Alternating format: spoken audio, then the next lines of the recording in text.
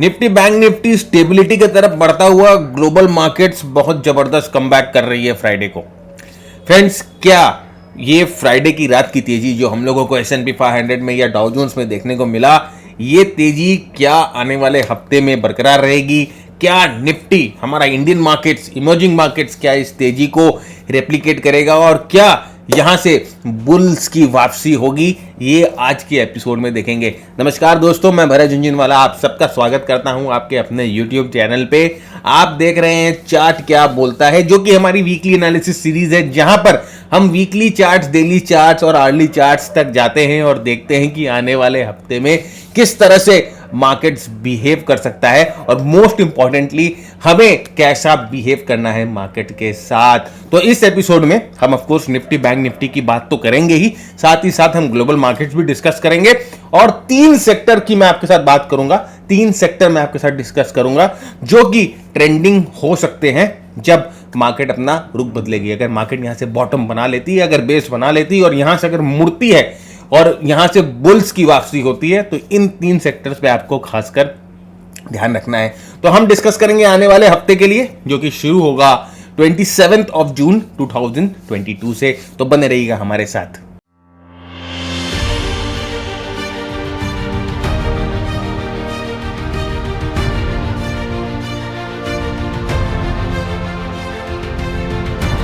Friends, अगर आप ये हमारा एपिसोड, अगर आप ये हमारा चैनल, अगर आप ये हमारा प्रोग्राम पहली बार देख रहे हो और अभी तक चैनल को सब्सक्राइब नहीं किया है, तो सबसे पहला काम तो आपको ये करना है कि चैनल को सब्सक्राइब कर लेना है। नीचे लगे सब्सक्राइब बटन को क्लिक करके बिना क्लिक किए आगे मत बढ़िएगा।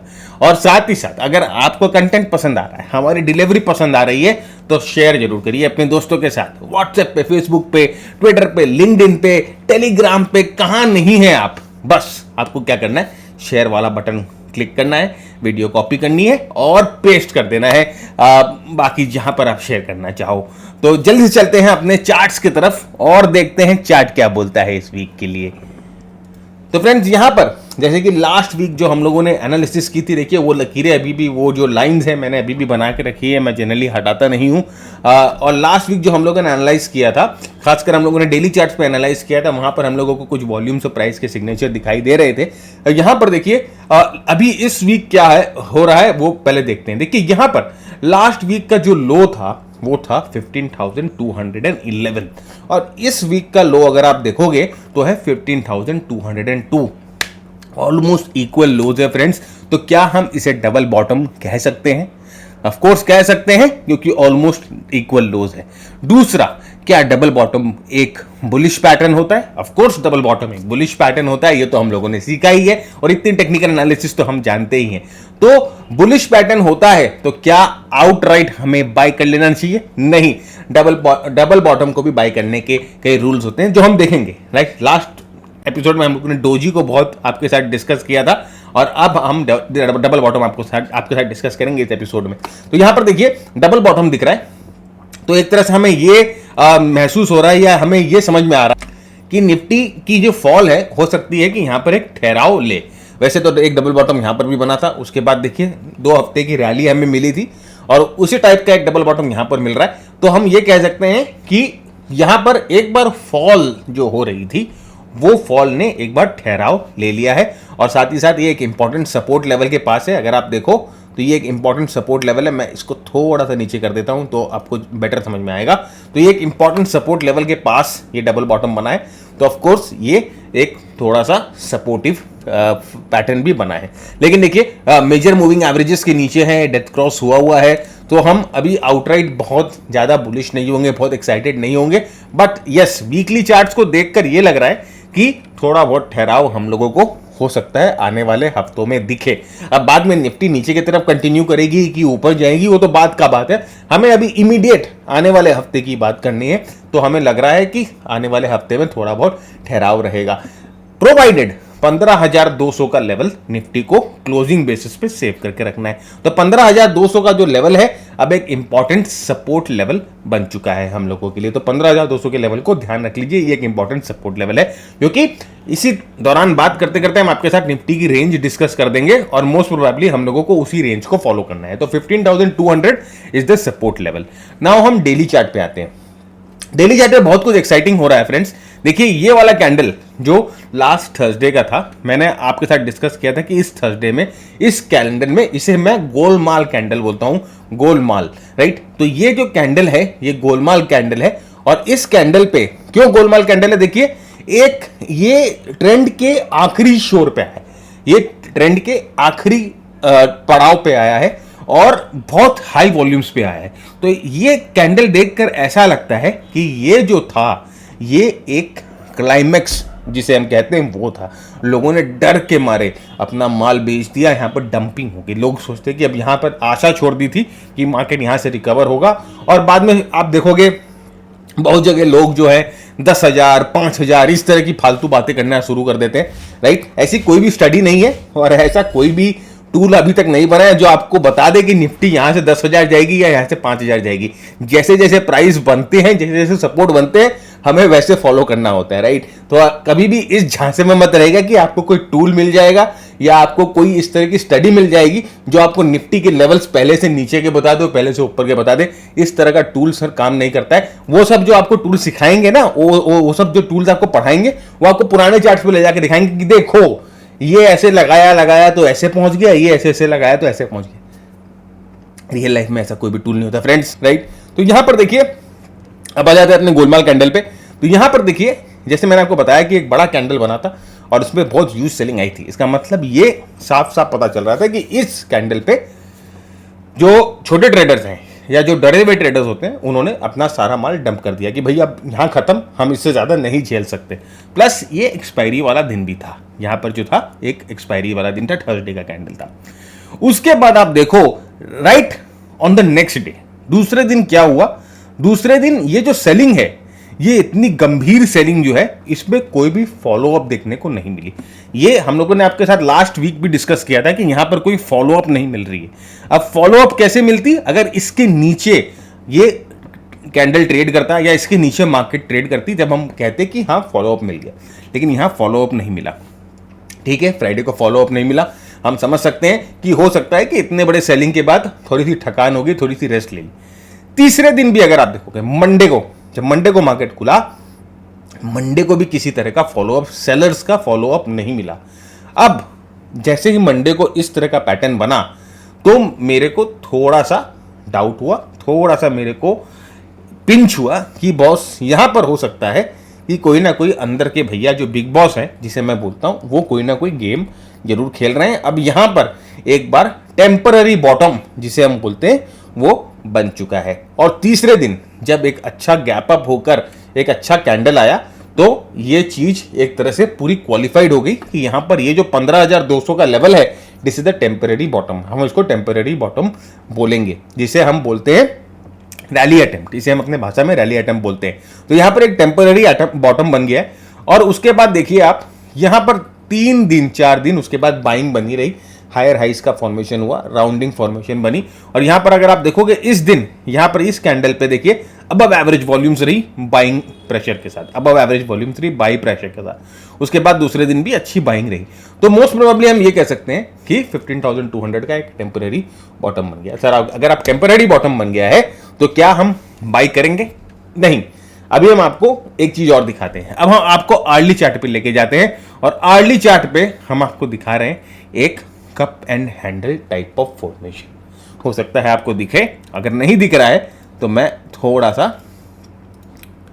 इसे आपको क्लैरिटी से दिखा देता हूं। तो देखिए मजेदार चीज ये है कि जो पैटर्न हमें वीकली पे डबल बॉटम दिखाई दे रहा था, आर्ली पे वो कप एंड हैंडल बन गया है। इसे फ्रैक्टल नेचर बोला जाता है, इसे प्राइस पैटर्न का फ्रैक्टल नेचर बोला जाता है। जैसे जैसे आप अडॉप्सी करोगे प्राइस की, जैसे जैसे आप अंदर गहराइयों में जाते जाओगे, वैसे वैसे आपको अलग अलग चीजें दिखना शुरू होगी। अब क्या है, देखिए ये जो कप एंड हैंडल पैटर्न है, इसका एक नेकलाइन बोल के एक चीज होती है जो कि ये डिसाइड करती है कि यहाँ से ब्रेकआउट होगा कि नहीं होगा। अगर नेकलाइन के ऊपर हमें क्लोज मिल जाता है, हम बोल सकते हैं कि यहाँ पर एक इंपॉर्टेंट नेकलाइन बन रही है। अब इस नेकलाइन के ऊपर अगर हमें क्लोज मिल जाता है तो हम ये एक्सपेक्ट कर सकते हैं कि निफ्टी यहाँ से थोड़ा सा ऊपर की तरफ मूव करेगी। अब कहाँ तक करेगी, तो यहाँ पर देखिए फ्रेंड्स, एक अच्छा रेजिस्टेंस जोन है। रेजिस्टेंस जोन यहाँ पे देखिए हमारा मिड टर्म मूविंग एवरेज है और साथ ही साथ यहाँ पर एक गैप का एरिया है। तो यहाँ से अगर हमें ब्रेकआउट मिलता है, एक स्ट्रॉन्ग ब्रेकआउट अगर हमें यहाँ से मिलता है, तब हम कह सकते हैं कि यहाँ से निफ्टी जो है मोस्ट प्रोबेबली 16,200 से लेकर 16,400 के जोन को टेस्ट कर सकती है। तो अब हमें 1000 पॉइंट का जोन मिल गया, 1000 पॉइंट का हमें एक बैंड मिल गया, 15,200 to 16,200, this is the band. ये बैंड है हमारा नेक्स्ट वीक का या कमिंग वीक का टारगेट। तो हमें नेक्स्ट आने वाले हफ्ते में इन दो लेवल्स के ध्यान रखने हैं।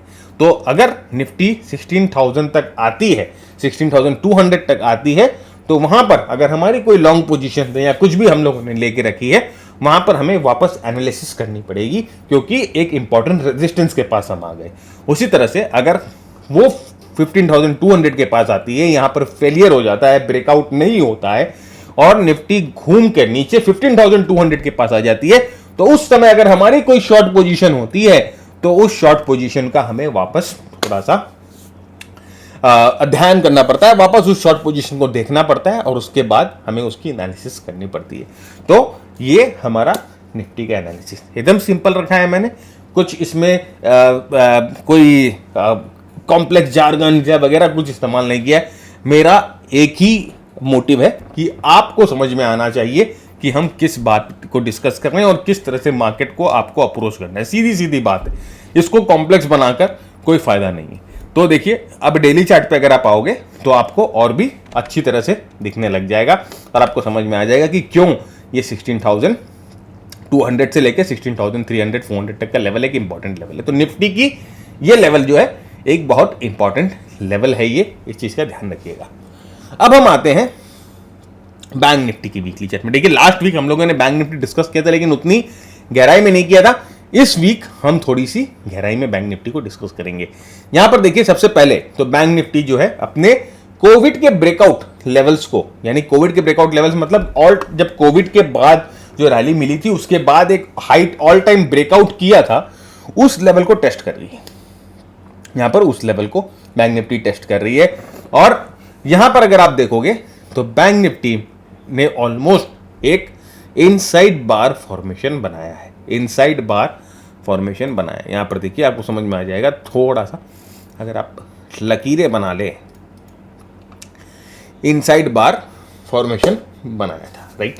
तो इनसाइड बार फॉर्मेशन बैंक निफ्टी ने बनाया है, इसका मतलब प्राइस की कंप्रेशन है, इसका मतलब कॉइलिंग है, इसका मतलब यहां पर प्राइस टाइट हो रही है और एक मूव, फास्ट मूव दे सकती है ऊपर की तरफ या नीचे की तरफ। तो इनसाइड बार को ट्रेड करने का जो एक इंपॉर्टेंट रूल होता है कि मदर बार का हाई और मदर बार का लो उसके लिए पिवट हो जाता है। तो मदर बार के हाई के ऊपर अगर इनसाइड प्राइस अगर चली जाए, जो कि आप देख सकते हैं 33,900, हम बोल सकते हैं 33,900 के ऊपर प्राइस अगर चली जाए तो हम कह सकते हैं कि ये ऊपर की तरफ जाएगा। और अगर 32,300 के नीचे अगर प्राइस आ जाए तो हम कह सकते हैं कि प्राइस जो है वो नीचे की तरफ जाएगा। ऑलराइट, तो इस तरह से इनसाइड बार को ट्रेड किया जाता है। अच्छा, अब आप बोलोगे इसका टारगेट क्या होता है? तो फ्रेंड्स, टारगेट जो होता है वो ये मदर बार ही होती है।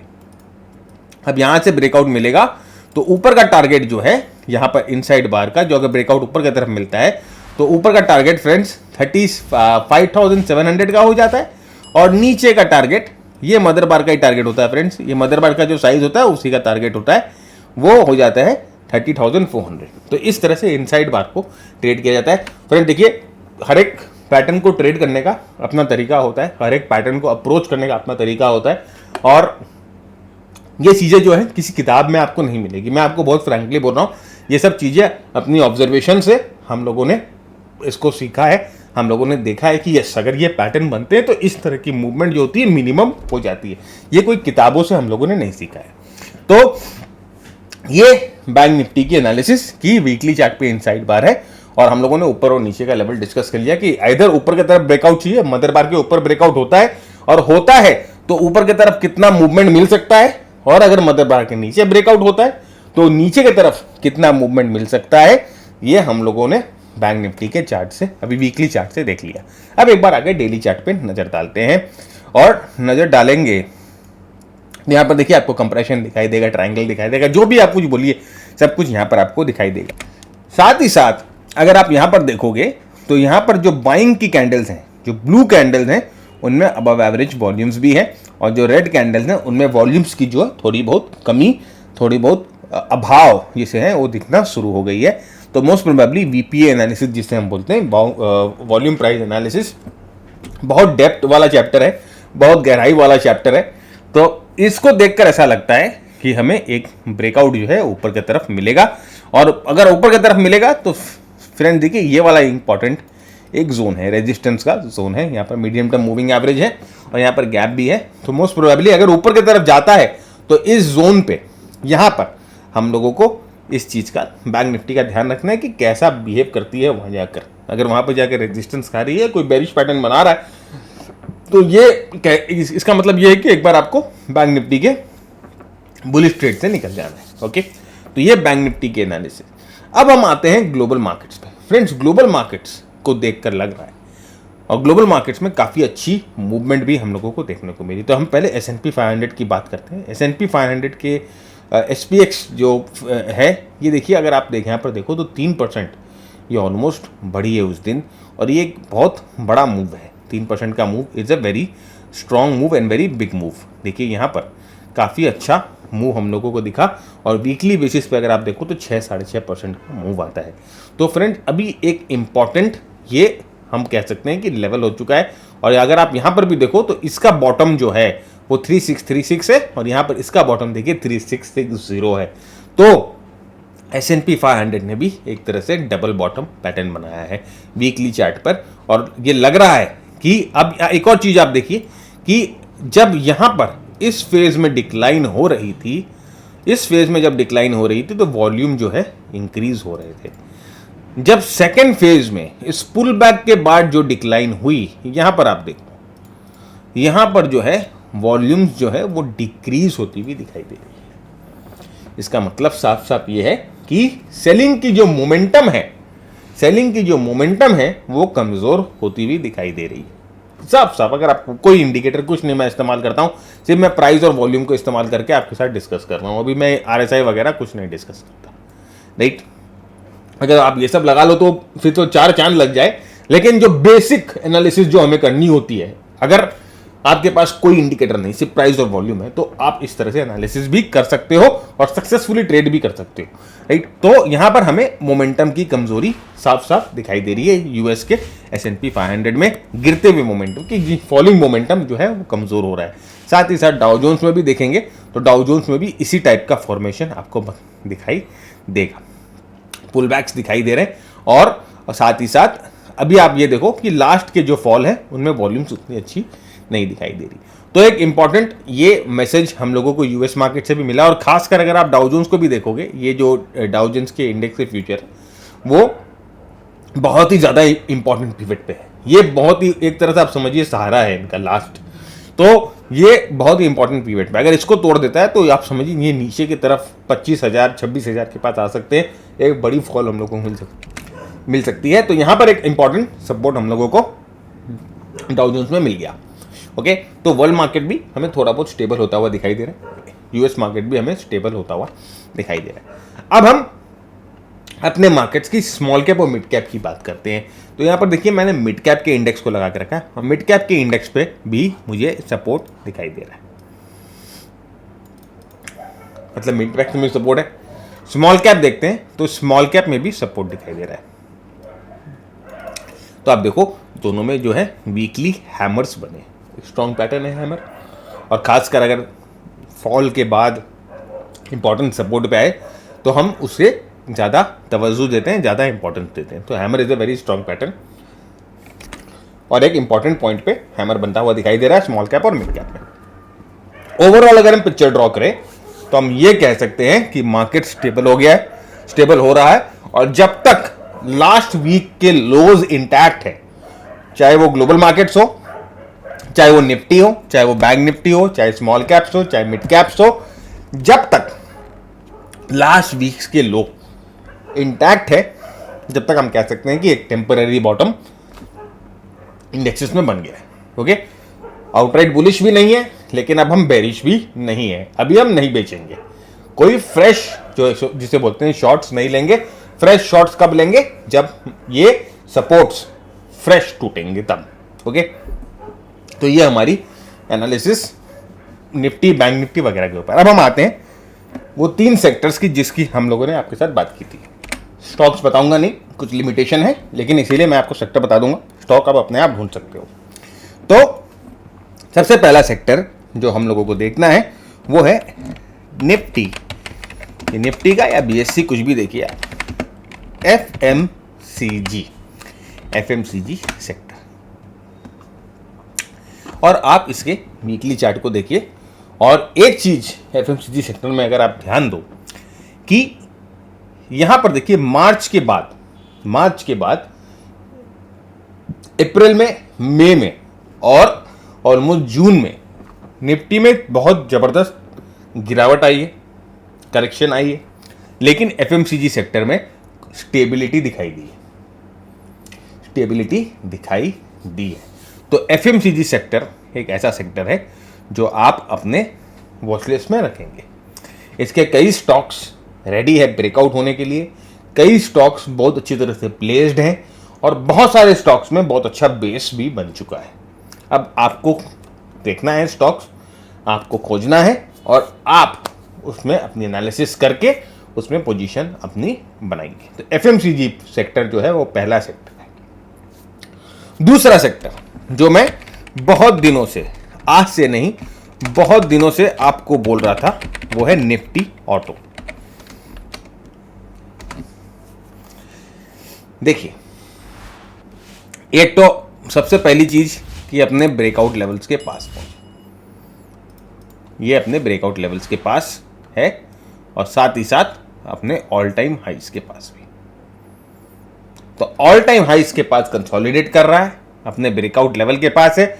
और इसमें यह ऑब्जर्वेशन यह है कि मार्च के बाद जब निफ्टी गिर रही थी, जब निफ्टी लोअर हाइस लोअर लोस बना रही थी, जब हाहाकार त्राहिमाम मच रहा था, उस समय ये सेक्टर हायर हाइज बना रहा है, हायर हाइज और हायर लोस बना रहा है। ये सेक्टर के स्टॉक्स स्टेबल है। ऑन द अदर हैंड ये सेक्टर के stocks all time high breakout दे रहे हैं। निफ्टी जब गिर रहा है नीचे, ये सेक्टर के stocks all time high breakout दे रहे हैं। एक एग्जांपल मैं आपको दे देता हूं, मुझसे भी कंट्रोल नहीं होता, क्या करूं, आप लोगों से इतना प्रेम है। महिंद्रा एंड महिंद्रा, ये देखिए, ये स्टॉक, ये वाला stock all time high 52 week high breakout इस तरह का पैटर्न बना रहा है। जब पूरा मार्केट गिर रहा था उस समय ये स्टॉक और ये इंडेक्स इस तरह की ताकत दिखा रहा है, इस तरह का मोमेंटम दिखा रहा है। ये आपको अपने वॉचलिस्ट में रखना है, इसके स्टॉक्स आपको वॉचलिस्ट में रखने हैं। तीसरा जो अभी डार्क हॉर्स है वो है बैंक निफ्टी, जो हम लोगों ने आपके साथ ऑलरेडी डिस्कस कर लिया। बैंक निफ्टी में भी एक तरह से falling veg type of formation हम लोगों को दिखाई दे रहा है। तो ये देखिए, नीचे जैसे जैसे आ रहा है वैसे वैसे ये टाइट हो रहा है। अब टाइट का मतलब क्या हो रहा है, क्या होता है, देखिए हर एक फॉल में क्या हो रहा है आप इसको समझने की कोशिश करिए। चलिए थोड़ा सा अच्छा डिस्कशन करते हैं। देखिए ये वाला फॉल, टॉप से ये वाला फॉल कितना परसेंट का था, ऑलमोस्ट 19% का। उसके बाद इस पुल बैक से ये वाला फॉल कितना था, ऑलमोस्ट सेम, ठीक है, 19% का। उसके बाद ये वाले टॉप से ये वाला फॉल कितना था, ये हुआ 15% का। उसके बाद ये वाले टॉप से ये वाला फॉल कितना हुआ, ये हुआ 10% का। बात समझ रहे हैं आप क्या हो रहा है? हर एक फॉल में जो नया नीचे का लेग बन रहा है उसकी सप्लाई, उसकी करेक्शन कम होती जा रही है। तो पहले जो 15%, 18% का 19% का करेक्शन था, नेक्स्ट लेग जो करेक्शन हुई वो 5% कम की हुई, और उसके बाद वाली लेग की जो करेक्शन हुई वो भी 5% कम की हुई। इसका मतलब हर एक करेक्शन में, हर एक मूव डाउन में क्या हो रहे हैं? हर एक मूव डाउन में सेलर्स जो हैं वो कम होए जा रहे हैं, या सेलर्स की जो सेलिंग की इंटरेस्ट है वो कम होती जा रही है। एकदम क्लियर है? एकदम समझ में आ रहा है? एकदम सिंपल एनालिसिस, जैसे मैंने आपको कहा कि एकदम सिंपल एनालिसिस रखेंगे, कुछ भी हम कॉम्प्लेक्स नहीं करेंगे। तो इसलिए मैंने इसे डार्क हॉर्स का नाम दिया, क्योंकि बाकी जो एफएमसीजी मैंने आपके साथ डिस्कस किया, जो ऑटो डिस्कस किया, उसमें हायर हाइज और हायर लोज बन चुके थे, लेकिन इसमें अभी हायर हाइज और हायर लोज नहीं बने हैं। इसीलिए मैंने इसे डार्क हॉर्स का नाम दिया कि अगर ये पलटा तो ये घोड़ा सबसे तेज भागेगा, ये घोड़ा सबसे तेज भागेगा। ये चीज का ध्यान रखिएगा। तो ये 3 सेक्टर हम लोगों ने आपके साथ डिस्कस कर लिया। ये वीडियो थोड़ा लंबा हो गया, लेकिन यस, आपके साथ डिस्कस करके, आपके साथ बात करके बहुत मजा आया। उम्मीद करता हूं आपने भी एंजॉय किया तो लाइक, शेयर और कमेंट जरूर करिएगा। Keep earning, keep learning, keep sharing. जय हिंद, जय भारत एंड स्टे सेफ।